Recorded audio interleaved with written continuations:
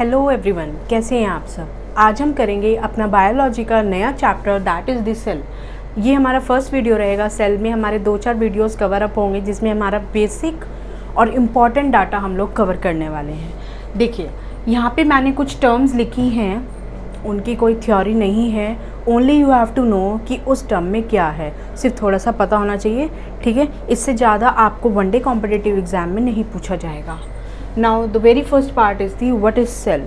Cell क्या है या what are cells. Body is made up of cell. Cell के बाद हमारा बहुत सारे जब सेल कंबाइन होंगे तो टिश्यू बनेगा, टिश्यू के बाद organ and after that organ system. ये हमारा पूरा प्रोसेस होता है बॉडी के अंदर।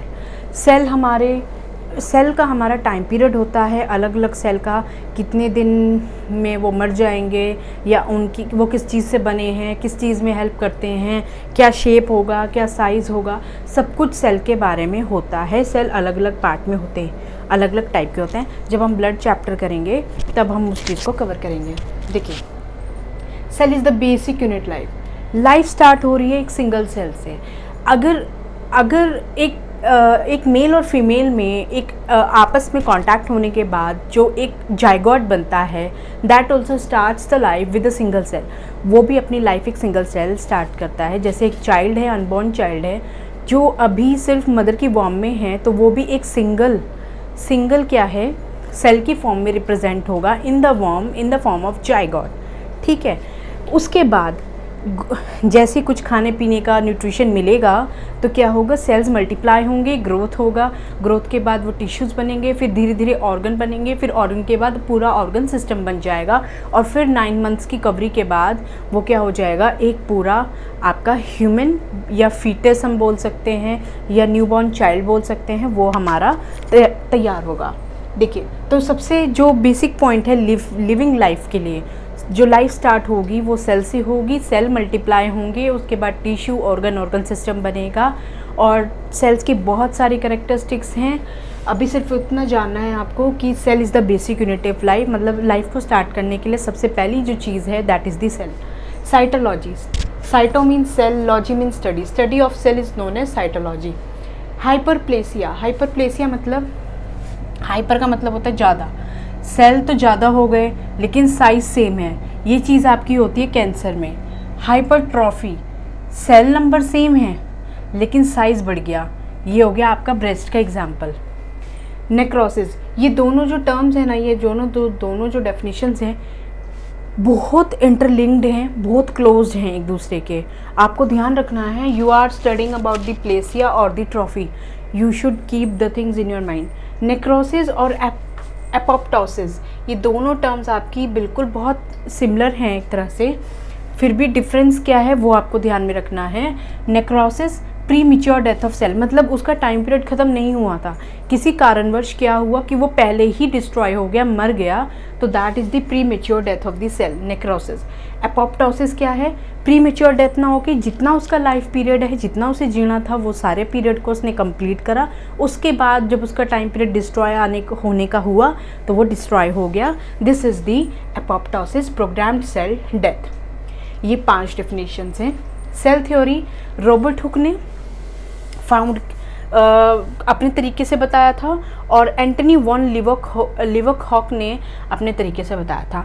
रॉबर्ट हुक ने इस तरह की सेल की खोज की जो क्या था, डेड सेल था। सबसे पहले उसने सेल के बारे में खोजा लेकिन सेल कैसा था, वो डेड था। उसके बाद एंटनी वॉन लिवकहॉक ने आपका जो सेल डिस्कवर किया that is the living cell, वो लिविंग नेचर का था। और कहाँ पे उसने फाउंड किया, कहाँ पे उसको मिला, इन द पॉन्ड वाटर के अंदर। उसके अलावा एंटनी वॉन लिवकहॉक ने और क्या चीज़ें डिस्कवर की थी, that is the bacteria and the protozoa.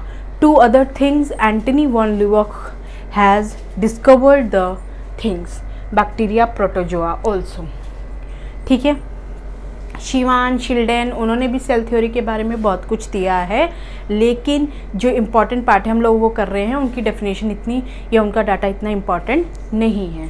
अब देखिए यहाँ कुछ हमने बेसिक टर्म्स लिखी हैं। लार्जेस्ट सेल, दुनिया में सबसे बड़ा सेल किसका है, ऑस्ट्रिच एग का, शतुरमुर्ग मुर्ग जो आपका है बर्ड है, फ्लाइटलेस बर्ड है, सबसे बड़ा बर्ड है, उसका हमारा सबसे बड़ा क्या है, एग है, ठीक है। सेल जो है वो ऑस्ट्रिच एग है। स्मॉलेस्ट सेल माइकोप्लाज्म, ये हमने चीज़ कहाँ पढ़ी थी, जब हमने पढ़ा था मोनारा के बारे में।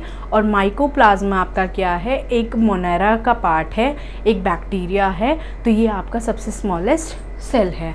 लेकिन अगर ह्यूमंस में बात करें, लार्जेस्ट सेल क्या होगा, ओवम, जो आपकी फीमेल के अंदर ओवरी के अंदर जो एक ओवम प्रोड्यूस होगा हर month, that is the ovum, और वो आपका लार्जेस्ट सेल होगा ह्यूमंस के अंदर। ह्यूमंस के अंदर अगर स्मॉलेस्ट सेल की हम बात करें, या तो आरबीसी हो सकता है या स्पर्म हो सकता है। Sperm is the reproductive portion, reproductive part of the mails. ठीक है, आरबीसी आपके रेड ब्लड सेल्स होंगे। दोनों ऑप्शन ना हो कि कोई भी एक ऑप्शन आपको देगा, दोनों हैं तो सबसे पहले you have to click on the RBC, after that the second answer will be the sperm. Fine. Longest cell आपका क्या होगा, न्यूरॉन होगा, जो मैसेज को ट्रांसमिट करता है all over the body to the brain.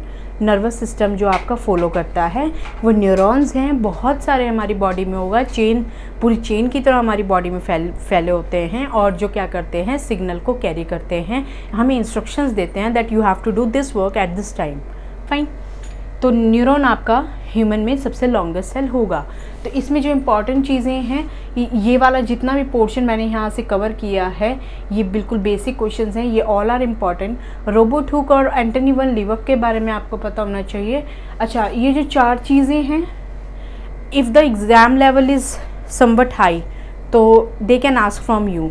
If the biology part or the science part is asked from you in a very less quantity, then they will not ask you all these 4 definitions. But you have to keep all these definitions in your mind, that what is the difference between hyperplasia and hypertrophy, necrosis and apoptosis. ठीक है, cytology is the very simple and the common term.